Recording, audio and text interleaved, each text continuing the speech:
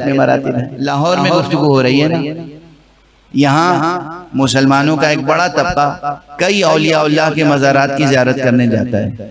उन्हें वली कहता है या नहीं? किस माना में कहता है? मासूम है लेकिन वली कहते हैं, हकीकतन वली कहते हैं, मगर क्या उस माना में कहते हैं जिस माना में मौला अली को वली कहते हैं? नाऊज़ु बिल्लाह। तो यहाँ आपकी समझ में आ गया कि ये भी वली हैं, अली भी वली हैं, लेकिन अली मासूम है, ये गैर मासूम है। तो जब हम विलायत फ़क़ीह की बात करते हैं तो बात समझ में क्यों नहीं आती?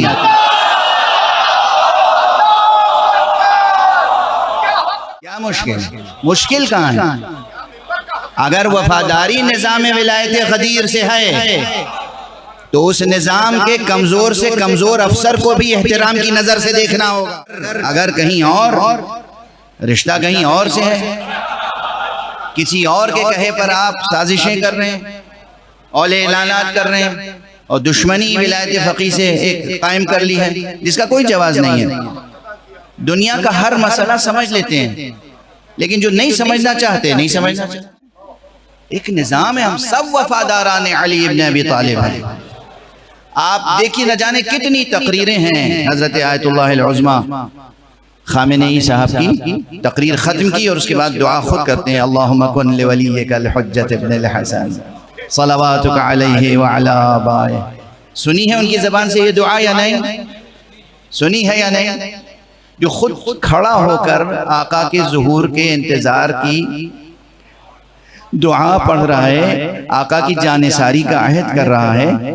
आप उस वफादारो परचम बरदारो अलमदारे निज़ामे विलायत की दुश्मनी किस लिए?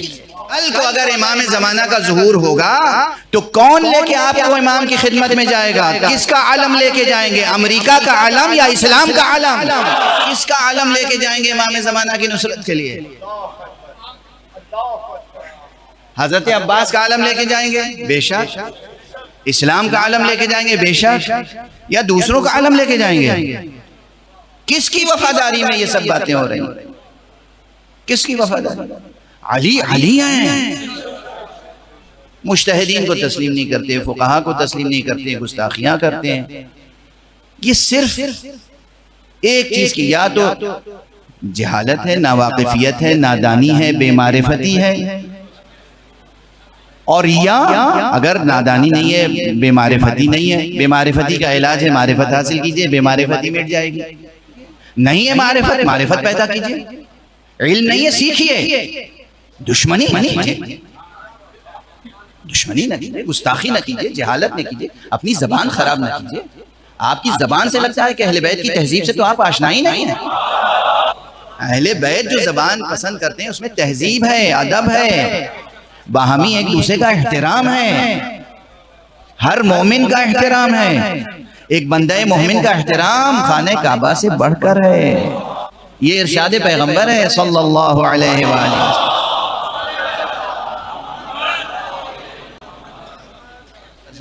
5 वक्त की नमाजों में रोजाना बगैर तमाम पूरे कुराए अर्श पर जितने शियायान अहले बैत, मवालियान अमीरुल मोमिनीन, अज़ादारान इमाम हुसैन, सोगवारान अहले बैत, जितने हैं मर्द औरत बच्चे बच्चे की तरफ से फर्दन फर्दन, जब तक मैं दुआ नहीं कर लेता मुसल्ले से नहीं उठता।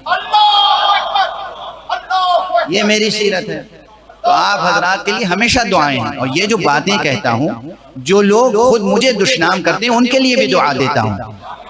परवरदिगार ये जानते नहीं है, परवरदिगार ये मुझे जानते नहीं है, परवरदिगार ये विलायत फ़क़ीह की हकीकत से वाकिफ़ नहीं है, परवरदिगार ये उलमा की हकीकत से वाकिफ़ नहीं है। परवरदिगार इनको मारिफत अता फरमा, परवरदिगार इनकी आंखों को कुशादा कर दे, नूर भर दे इनकी आंखों में। मैं दुआएं करता हूँ, वो जो भी सलूक करें मेरे साथ और जिस तरह से भी लानतें करने वाले लानत करते हैं, मुझे इल्म है इसका, और मैं उनके लिए दुआएं करता हूँ। मैं उनके लिए इसलिए दुआएं करता हूँ, परवरदिगार शरह सद्र फरमा, परवरदिगार इनके ज़हन को कुशादा कर, शरह सद्र फरमा, हकीकतों का इन्हें इल्म हो जाए, ये अली को भी पहचाने, गुलामाने अली को भी पहचाने। ये सब खादिमाने अहले बैत हैं। आप आकाए सिस्तानी के पास चले जाएं, फ़क़ीह हैं, मुज्तहिद हैं, मरजे तक़लीद हैं, उनसे पूछिए आप अपने को क्या समझते हैं? मैं अली इब्न अबी तालिब के खाके कदम हूँ, मैं तो उनके मकतब का एक सिपाही हूँ। वो अपने को उस मकतब का सिपाही समझते हैं। आप उनकी शान में गुस्ताखियां करते हैं। ऐसा ना कीजिए, गुनाह होगा, अल्लाह नाराज होगा। खामनेई साहब और बुजुर्गों के इख्तिलाफ राय में भी आप ना जाइए। आपकी वो मंजिलत नहीं है कि इख्तिलाफ राय को समझ सकें, वो मंजिलत नहीं है। वो भी खिदमत गुजारे मकतब अहले बैत, ये भी खिदमत गुजारे मकतब अहले बैत। मारिफत पैदा कीजिए, दुश्मनान इस्लाम की साजिशों का शिकार न हो जाए, बेदार रहें, अपने पराई की पहचान तो रखें। बस बहुत सी बातें मैंने बराह रास्त कह दी, याद रखिएगा।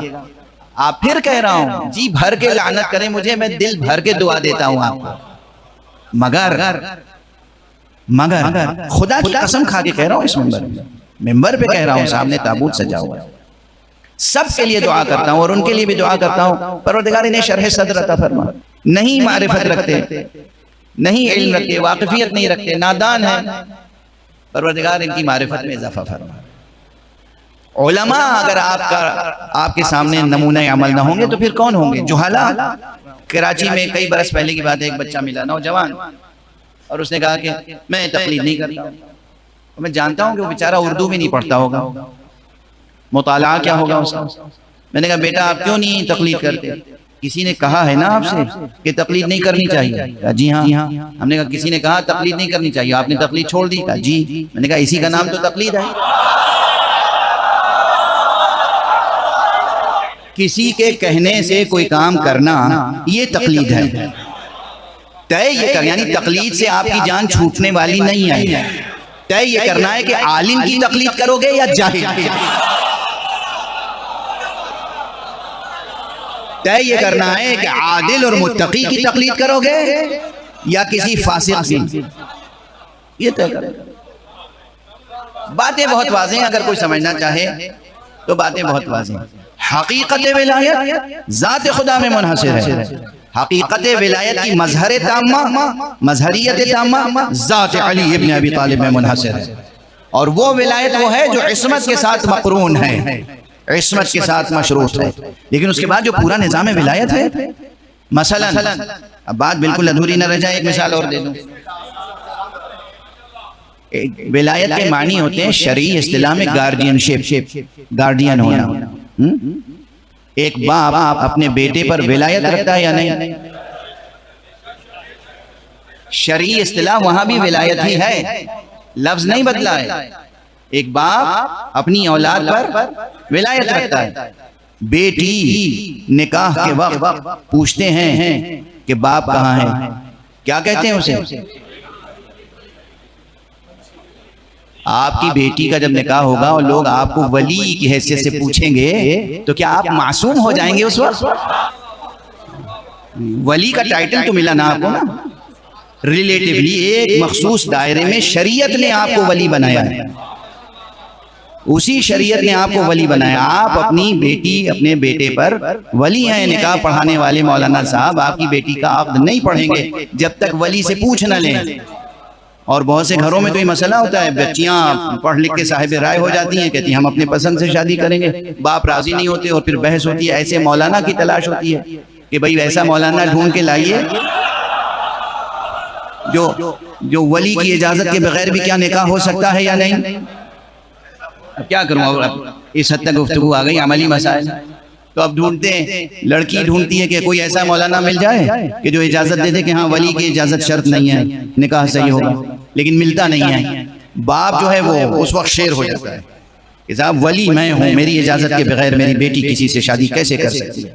कौन से वली हैं आप? मासूम नहीं ना, आप भी मासूम वली नहीं है, लेकिन वली है। अल्लाह ने, शरीयत ने, कुरान ने, हदीस ने, इसी फ़िक़्ह इस्लामी ने आपको एक दर्जा विलायत दी है।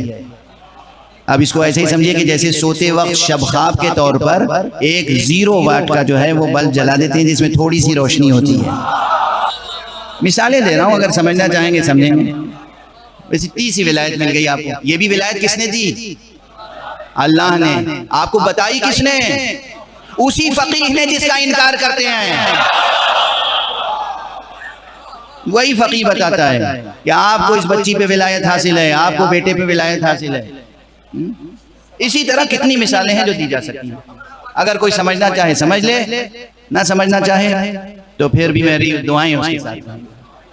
इसलिए कि हम फकीर लोग हैं, हम दुआ देना जानते हैं, बद्दुआ कभी नहीं देते। जब तक कोई हमें बुरा कहता रहे हम उसे बद्दुआ नहीं कहते, लेकिन अगर जरा सा भी लहजा अहले बैत की शान में बदला तो वो हमारी बद्दुआ का मुस्तहिक हो जाता है। अहले बैत की शान में हम कोई गुस्ताखी नहीं कबूल करते। इस्लाम ने जो नज़रिया पेश किया, जो निज़ाम पेश किया मुआशरे इंसानी की तरबियत के लिए, वो विलायत का निज़ाम है।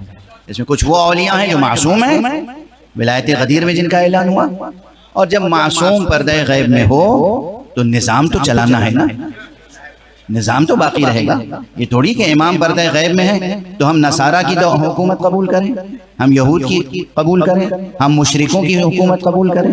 गैरत नहीं आती। अली का कलिमा पढ़ के आप मुशरिकों के या गैरों के दस्तूर को कबूल करने के लिए तैयार हैं, इस्लाम के दस्तूर को कबूल करने के लिए तैयार नहीं है। हया नहीं आती, गैरत नहीं आती। मगर मौलाए गदीर को रोज़े महशर क्या जवाब देंगे? वो कहेंगे मैं नहीं था तो मेरा दिया हुआ मजहब तो था, दीन तो था, अहकाम तो थे, उन अहकाम की तुमने पैरवी क्यों नहीं की, पाबंदी क्यों नहीं की? इस पूरी दुनिया में इंसान कहीं भी रहे, किसी भी मुल्क में रहे, अगर निज़ाम विलायत में रहना चाहता है तो उसको ये मश्क करनी होगी कि अपने नफ्स पर अल्लाह के हुक्म की रोशनी में खुद हुकूमत करना सीखे।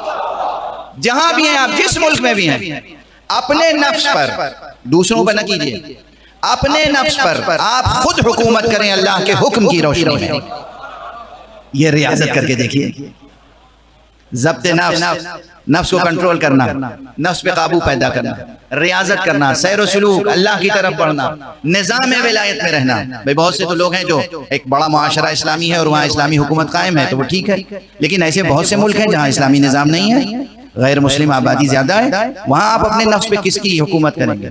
खुदा की हुकूमत नाफिज कौन करेगा? आप खुद। कैसे नाफिज करेंगे? कानून पढ़ के अपने ऊपर नाफिज करेंगे। ये कानून कहीं लिखा होगा ना, जिस माहिर कानून ने कानून लिखा है उसका नाम होगा फकीह, उसको पढ़ के अमल करने का नाम होगा तकलीद। हुक्म सीखेंगे, हुक्म पढ़ेंगे और अपने नफ्स पर हुक्म को नाफिज करेंगे, खुद अपने नफ्स पर हुक्म को नाफिज करेंगे। ये मशक अगर आपने कर ली, हवाए नफ्स को गालिब ना आने दीजिए, ख्वाहिशात नफ्स को गालिब ना आने दीजिए, लज्जात दुनिया को गालिब ना आने दीजिए, साजिशों का शिकार ना हो जाइए, साजिशियों के महकूम ना हो जाइए। आप अपने नफ्स पर खुद हुकूमत करना सीखिए, हुक्म खुदा की रोशनी में। एक बुलंदतर सलावत पढ़ दीजिए मोहम्मद।